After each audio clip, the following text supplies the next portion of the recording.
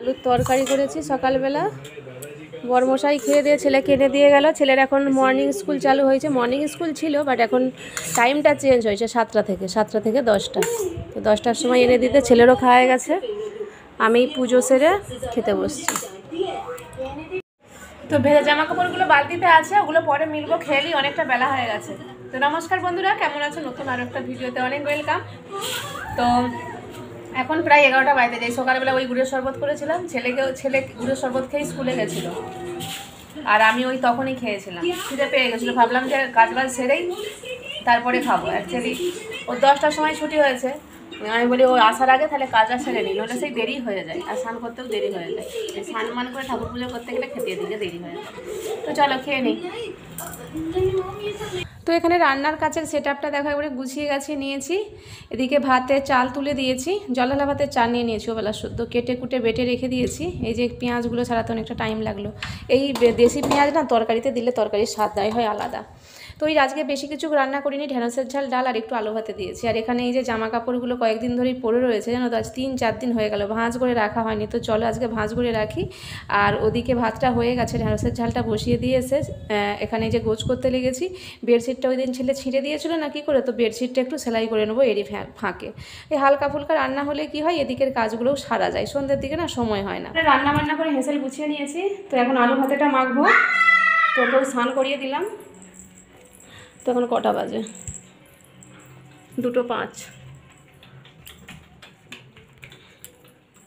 তো চলো আলু ভাতেটা মেখে নিই।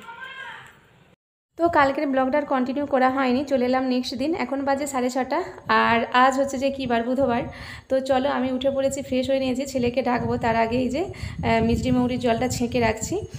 কালকে গুড়ের শরবত করেছিলাম, একদিন ছাড়া একদিন ওই মিষ্টি মৌরির জল, আর একদিন গুড়ের শরবত, এরকম করেই করছি এই গরমের কটা দিন। আর এখানে কালকে একটু মটর ভিজিয়ে রেখেছি, সেদ্ধ চাপা বকে রেডি করে। রোজেরই আলুর তরকারি হয়, তো আজকে ভাবলাম একটু মটর ভিজাই। তো চলো বন্ধুরা, নতুন আর একটা ব্লগে অনেক ওয়েলকাম। আর আজ হচ্ছে যে বুধবার, এখন 6:41 মতো বাজে, খুবই সকাল সকাল আজকের ব্লগটা শুরু করে দিলাম একবারে রান্নাঘর থেকে। তো চলো ছেলেকে ডাকি, হাত মুখ ধুয়ে ফ্রেশ করি, তারপরে কর্তামশাইকে ডাকবো। তো কর্তামশাইয়ের আমার বিরাট কষ্ট, জানো তো, সকাল সকাল উঠতে হচ্ছে। তো 7:30টায় উঠতো, তার জায়গায় 6:30টায় উঠতে হচ্ছে, 1 ঘন্টা আগে। তো এই চোখে মুখে জল দিয়ে স্কুলে চলে যাই, দিয়ে এসে আবার ঘুমিয়ে পড়ে, জানো তো। তো ঘুমাক, আমি ভাবছি একটু বলবো বাজারের দিকে নিয়ে যাই নাকি, আজ তো বুধবার। তো মা যেখানেও বসবে, তো বাজারে গেলে কি ওই চুনো মাছটা পাওয়া যায়। আর এই এখন অতিরিক্ত গরমের জন্য তো মানে দুবেলার চাল মানে একবারে নিয়ে নিচ্ছি, জানো তো, জল ঢালা ভাত করছি। আর এই জল ঢালা ভাতটা খুব মুখে লাগছে। এই জল ঢালা ভাতের সাথে চুনো মাছ যদি কোনো ভাজাভাজি হয় তো অনেকটাই যায়। তো ওই জন্যই চুনো মাছের ঝোঁকটা আর কি ধরেছি। তো দেখা যাক কর্তামশাইকে বলবো যাই কিনা। তো চলো ছেলেকে রেডি করে দিয়েছি। তুই তো সকালবেলা খেতেও চাসনি মিষ্টি মৌরির জল খাওয়ার পর, অত সকাল। ছেলেদের স্কুল হচ্ছে যে আজকে নিয়ে 3 দিন হলো মর্নিং স্কুল চালু হয়েছে। তো আগের 2 দিন অবধি আমিও কিন্তু শুয়ে পড়েছিলাম ছেলেকে স্কুলে পাঠিয়ে, জানো তো। 9টার সময় উঠে কাজকর্ম সেরেছি, আর মুড়ি খাবার তরকারি করেছি। বাট আজকে আর শুইনি, আজকে ছেলেকে স্কুলে পাঠিয়েই সংসারের কাছে হাত দিয়ে দিয়েছি। ঘুগনিটা করে নিচ্ছি, তারপরে সংসারের কাছে হাত দেবো। অ্যাকচুয়ালি ওই যে বরমশাইয়ের পথ ধরবো ভাবছি, নিয়ে বলবো একটু চলো বাজারে নিয়ে চলো একটু মাছ কিনি। আর মাছ নিয়ে তারপরে একবারে ছেলেকে স্কুল থেকে নিয়ে বলবো নামিয়ে দিয়ে আসার জন্য। তো কর্তামশাই এসে আবার শুয়েও পড়েছে, জানো তো, ঘুমাচ্ছে। এখন তো কাজ কম, ওই জন্য ওই এসে শুয়ে পড়ে আর কি। ওই 10টার দিক করে দোকানে যাই, ছেলেকে একবারে এনে দিয়ে স্নান খাওয়া করে। তো যাক, এখনও কিছু বলিনি, ঘুমাক, আমি ততক্ষণে কাজগুলো সেরে নিই, তারপরে উঠলে তারপরে বলবো। তো চলো। তো কাজ সেরে নিয়েছি, এখন কটা বাজে? 9:10 বাজে। তো জানি বাথরুমে ঢুকবো, স্নানটা সেরে নেবো। কর্তামশাই ঢুকে পড়েছে বাথরুমে। তো চলো তাকে খেতে দিয়ে একবারে ভাবছি বাথরুমে ঢুকবো। আর দেখি বাজারের দিকে যেতে বলবো, মাছ আনতে যাই কিনা। হয়তো আমাকেই সাথে নিয়ে বেঁধে নিয়ে যাবে। তো হয়তো স্নানটা হবে না, এসে স্নান আর ঠাকুর পুজোটা সারতে হবে। কারণ এখন 9:10 মানে ছেলের 10টায় ছুটি হবে।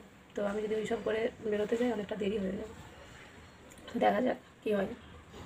তো 9:45টার মতো বাজে, চলে এসেছি মাছের দোকানে। এই কাছেই যে মাছ দোকানটাকে এসেছি। তো বাজারকে নিয়ে যাওয়ার কথা বললাম, তো বিশাল গরম মারছে, যে আগে তাহলে বলোনি কেন। তো আমার সময় হবে নি, তুমি কি করছিলে সকাল থেকে?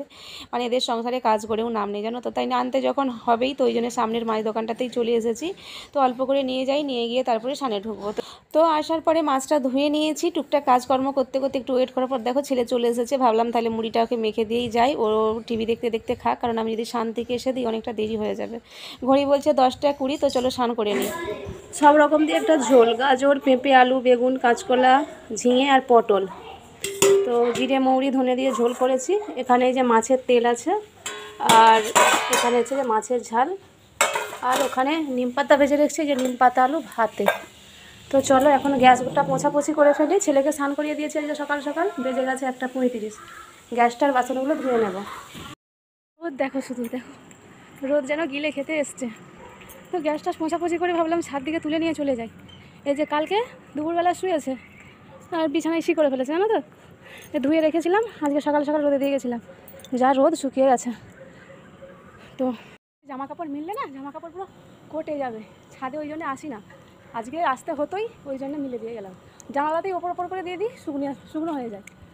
আর আরও একটু আগে আসলে হতো, আর আসা হয়নি। একটু গুষ্টি রান্না করেছি অবশ্য, ফোন দেখে দেখে সিরিয়াল দেখছিলাম। আর এখন না ফোনটা এত হ্যাং করছে, কি বলবো, মানে মাথা খারাপ করার মতো।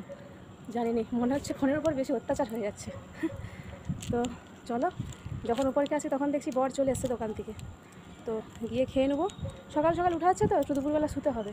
আর দুপুরবেলা শুলে না ঘুম ভাঙতে চাইনি, বড়োবেলার দিনে তো যেন ঘুমিয়ে শেষ হয়নি, নিহাত সন্ধে দিতে হবে, তাই উঠি। তারপর এখন ছেলের হচ্ছে যে টিউশন পাঠাচ্ছি না, ওই টিউশনের ফি নিয়ে একটু অসুবিধা হচ্ছে, তো এটাই আর কি, ওই জন্য ঘরেই আছে। আর সময়টা খুব কম দেওয়া হচ্ছে, সময়টাকে ম্যানেজ করার চেষ্টা করছি, যাতে টিউশন যেই টাইমটা যেত ওই টাইমটা যাতে আমি সময় দিতে পারি। তো দেখি আজকে কতটা কি ম্যানেজ করতে পারি। কালকে না দেরি হয়ে গেছিলো ওই শুতে গিয়ে, জানো তো বেশিক্ষণ সময় দিতে পারিনি। আর এমনিতেই তো কোথার থেকে কাজ, মানে কাজের থেকে কথা বেশি বলে আমার ছেলে, হ্যাঁ, ওই জন্য দেরি হয়। তো চলো, মাথা পুরো ফেটে যাবার খাপ।